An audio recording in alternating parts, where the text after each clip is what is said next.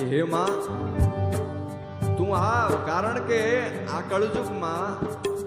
કળયુગમાં અમે કામ ક્રોધ મત લોભ મોહની ધૂળમાં રમી અને મેલા થઈ ગયા છે. હવે માં તું આવ અને અમને બચાવ, અમને આ ભવસાગર પાર કરાવ. હે માડી કળજ